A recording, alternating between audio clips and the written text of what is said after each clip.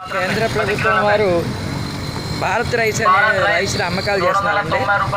290 రూపాయలకి 10 కిలోలు, 290 రూపాయలు, 290 రూపాయలకి 10 కిలోలు బియ్యం చాలా చాలా బాగున్నాయండి. అయితే 2 బ్యాగ్స్ తీసుకున్నా. ఇక్కడ మన వనసలిపురం అమ్ముతారనమాట. రైతు గారి దగ్గర ఇక్కడ మనకు ఒక ఆటో ఉంది, బాబు కూడా ఉంటాడు ఇక్కడ ఎప్పుడు కూడా. సూపర్ అండి, రైస్ అయితే చాలా బాగున్నాయి. ప్రతి ఒక్కరు కూడా కొనుగోలు చేసినట్లయితే ప్రభుత్వం ఈ పథకాన్ని కంటిన్యూ చేస్తుంది. అందరూ కూడా కొనాలి ఈ బియ్యం. చూడండి, 10 కిలోల బ్యాగ్ మనకి 290 రూపీస్కి లభిస్తుంది ఇక్కడ. భారత్ రైస్ మనం ఎప్పుడెప్పుడు అనేది చూసినటువంటి భారత్ రైస్ అనేది కేంద్ర ప్రభుత్వం అనేది అమ్మకాలు చేపట్టింది అనమాట. 290 రూపీస్కి దాదాపు సన్న బియ్యం లాగానే ఉన్నాయండి. మొత్తం సన్న బియ్యమే. 29 రూపీస్ అండి ఇది. చూసారండి బాబు, ఇక్కడ మనకి ఎప్పుడు పెడతారు బండి ఇది?